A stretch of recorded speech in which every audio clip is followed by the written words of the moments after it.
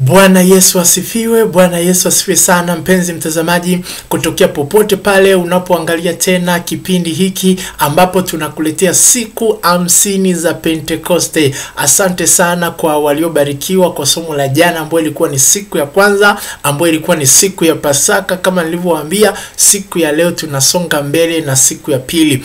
Katika channel hii tutawaletea siku 50 za Pentekoste, na leo tupo kwenye siku ya pili. Tutaenda nazo hatua kwa hatua mpaka pale tutakapoona Mungu atakapotufikisha. Kwa hiyo sasa tunapoendelea siku ya leo tunaingia kwenye siku yetu ya pili. Na ni mambo gani ambayo tutaangalia katika siku ya pili? Siku yetu ya pili leo tutaangalia kile kitabu cha Yohana Mtakatifu sura ile ya 14 mstari ule wa 16, 17 na 18. Kwa hiyo basi nitaanza na mstari wa 16, tuangalie mambo kadhaa kuhusiana na Roho Mtakatifu, kwa sababu mambo ya Pentekoste yanahusiana na Roho Mtakatifu vile vile. Kumbuka siku ya Pentekoste yenyewe ndipo ambapo Mungu alimwachilia Roho Mtakatifu akamwagwa kwa wale waamini waliokuwa na kiu, waliokuwa wanasubiri mpaka wakapokea ujazo wa Roho Mtakatifu. Kwa hiyo kwa siku ya leo tunaangalia sasa mambo kadhaa ambayo Yesu aliyatabiri au aliyazungumza kabla ya ujio wa Roho Mtakatifu. Kwa hiyo tunapoanzia kwenye Yohana sura ya 14 mstari wa 16, Biblia inatuambia, nitamuomba Baba. Huyu ni Bwana Yesu mwenyewe anazungumza. Anasema nitamuomba Baba, naye atawapa msaidizi mwingine ili akae nanyi hata milele. Kwa hiyo Yesu kabisa, na Yesu naye alikuwa anafanya maombi kwa Baba, na tunajua maombi ya Bwana Yesu yalijibiwa. Yesu hakuomba tu vitu vya hewani vikabaki hewani, hapana. Yesu alimuomba Baba yake. Anatuambia kwamba naye atawapa msaidizi mwingine. Huyu Roho Mtakatifu hapa Biblia imemuita msaidizi mwingine. Anakuja kutusaidia. Unajua kuna mambo mengi ambayo yanatuchanganya, ambayo yanatuzungusha, yanatufanya tuchoke kiakili, tuchoke kihisia, tuchoke rohoni, labda tukate tamaa au hata na kimwili kabisa tukao tumedhoofika. Lakini huyu msaidizi anakuja kutusaidia. Yesu akasema nitamuomba Baba, atawapatia msaidizi mwingine. Na kuna watu wamelitafsiri neno kwamba msaidizi mwingine labda ni kiongozi kwenye dini zao mbalimbali. Watu wana dini zao, wana mambo yao. Kwa hiyo anasema huyu msaidizi aliyetabiriwa ndiye huyu sasa amekuja. Kwa nini nyie mnaomwamini Bwana Yesu msiamini na dini yetu? Msiamini na nini? Hapana. Huyu msaidizi ni Roho Mtakatifu. Hata mistari itakayofuata baada ya hapa inaweka wazi kwamba huyu ni Roho Mtakatifu. Na hapa kabisa Biblia inatuambia kwamba huyu msaidizi anakuja kukaa na sisi hata milele.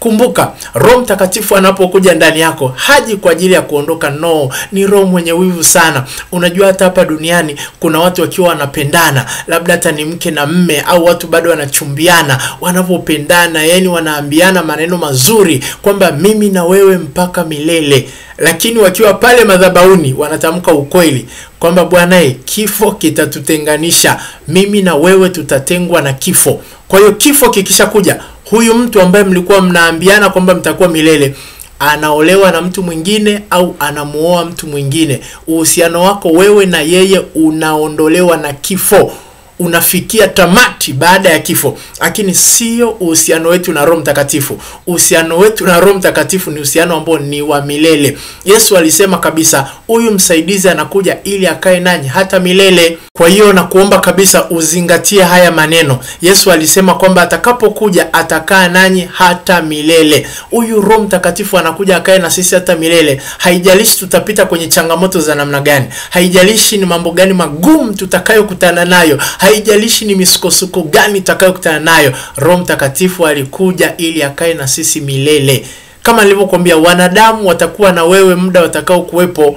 Hata kama mtu mmependana, hata mkifunga ndoa mara 10, mtu huyo mkafunga naye ndoa ya kwanza, ya pili, hata mara 20, baada ya kifo akiondoka ndo ameondoka hivyo, hata rudi tena. Lakini Roho Mtakatifu anakuja akae na sisi hata milele. Haleluya. Huyu ni roho milele. Kifo hakitatutenga na Roho Mtakatifu. Kumbuka kwamba hata tukiwa mbinguni, tukiwa tumeenda peponi, bado tutakuwa na Roho Mtakatifu. Haleluya. Huyu ni Roho Mtakatifu ambaye hata tuacha milele yote.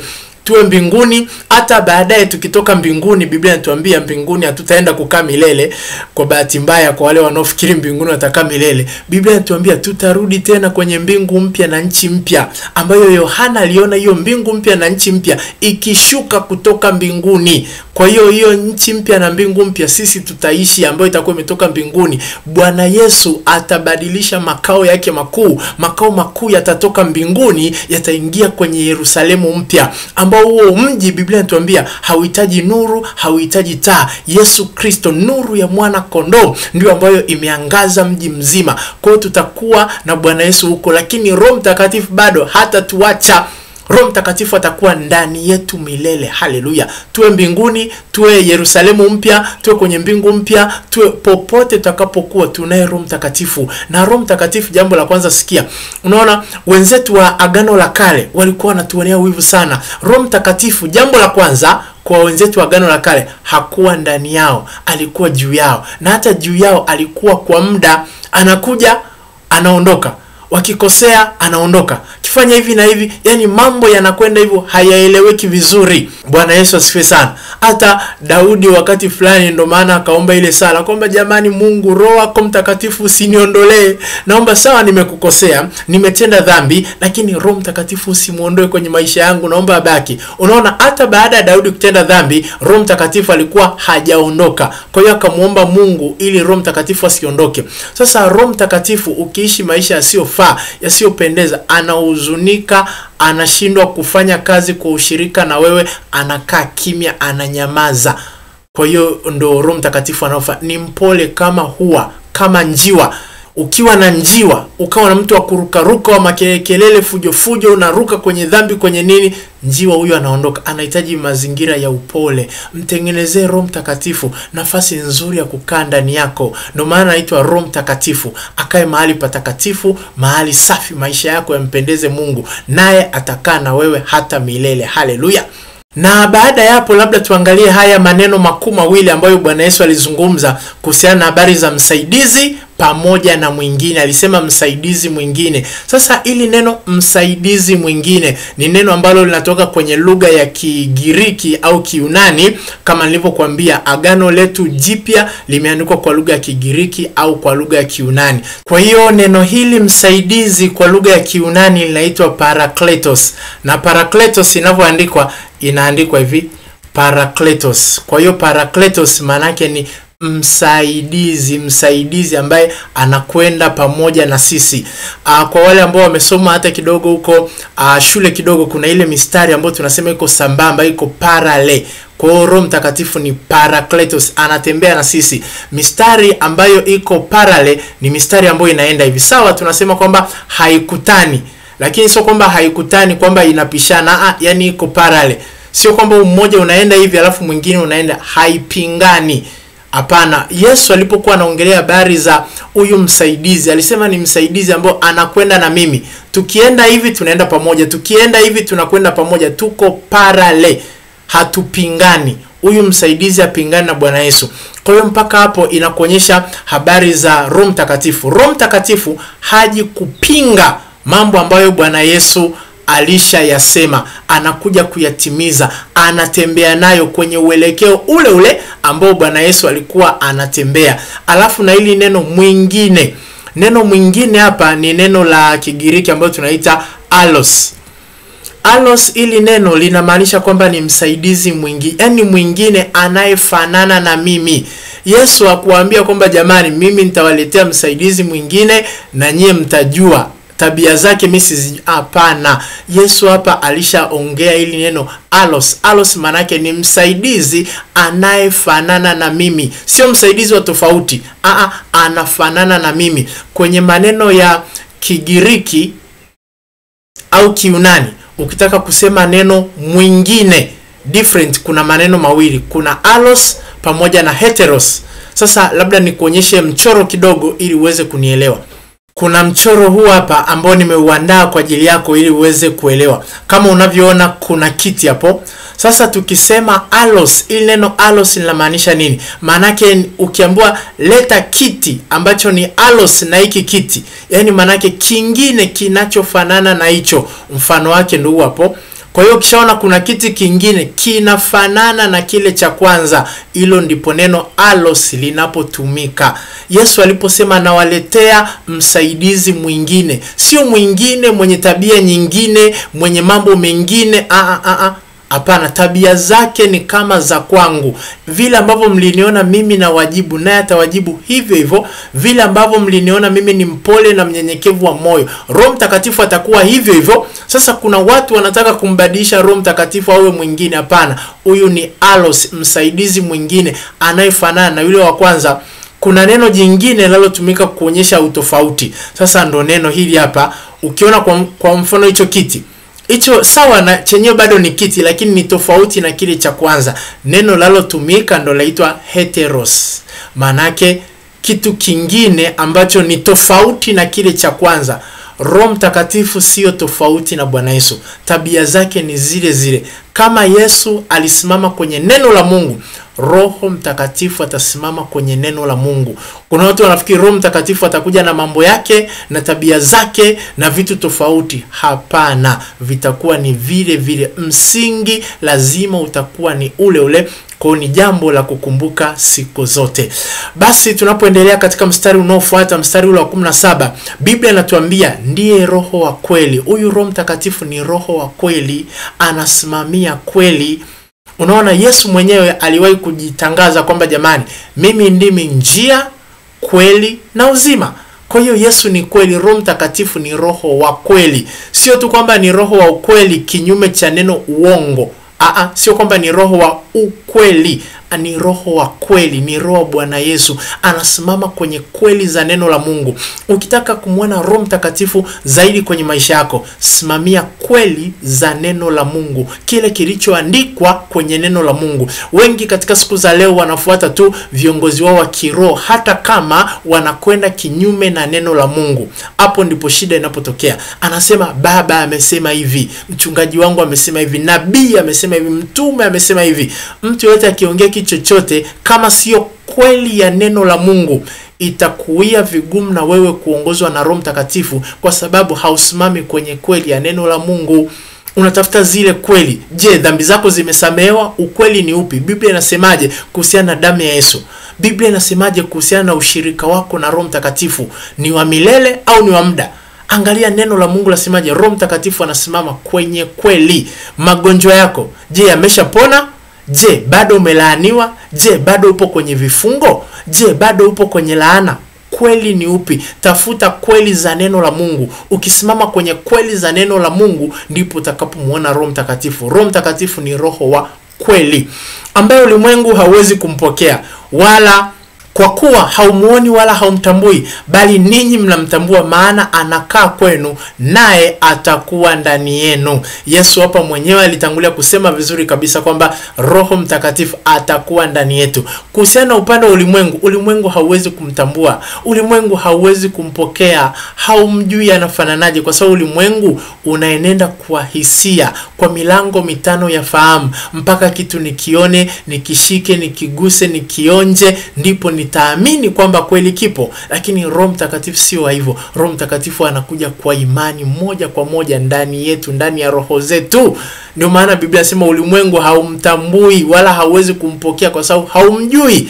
Lakini alipokuja kwetu akasema maana anakaa kwenu. Wakati huo Yesu Kristo akiwa anazungumza na wanafunzi wake aliwaambia, jamani, Roho Mtakatifu anakaa kwenu, yuko pamoja na nyie, hajawaacha. Lakini Roho Mtakatifu alikuwa hajaingia ndani yao. Kwa mara ya kwanza Roho Mtakatifu aliingia lini?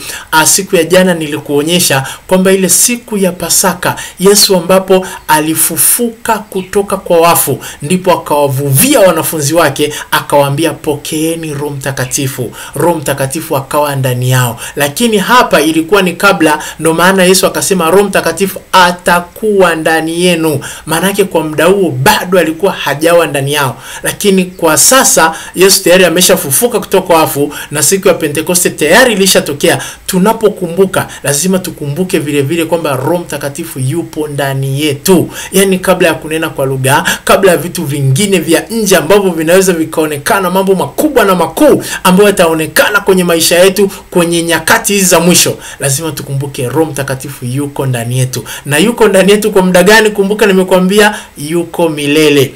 Kuna watu wanafikiria kwamba ukikosea Roho Mtakatifu anaondoka, ukitubu Roho Mtakatifu anarudi, ukikosea tena anaondoka. Yani kama kamchezo fulani, ukitubu haraka haraka anarudi haraka. Roho Mtakatifu yupo. Unapokosea anabaki kukukanya, kukushauri, kukukemea uache dhambi, uachane na maisha mabovu yasiyofaa, yasiyompendeza Mungu. Haondoki, Roho Mtakatifu anabaki pale. Kama akiondoka hauwezi ukashuhudiwa juu ya habari ya dhambi uliyotenda, kwa sababu Roho Mtakatifu hayupo. Wala hautachukia dhambi tena, utazidi kuifurahia kama Roho Mtakatifu hayumo ndani yako. Lakini Roho Mtakatifu, Roho wa Mungu akiwa ndani yako, kwa kadiri unavyoishi maisha ya dhambi unaona asio maisha ambayo Mungu amekusudia, unaona kinya, unaona mambo yasiyofaa, unaachana nayo. Kwa nini? Kwa sababu Roho Mtakatifu yuko ndani yako, anakushuhudia kwamba haya unayoyafanya sio yenyewe. Neno la Mungu lasema 1, 2, 3. Bwana Yesu asifiwe sana.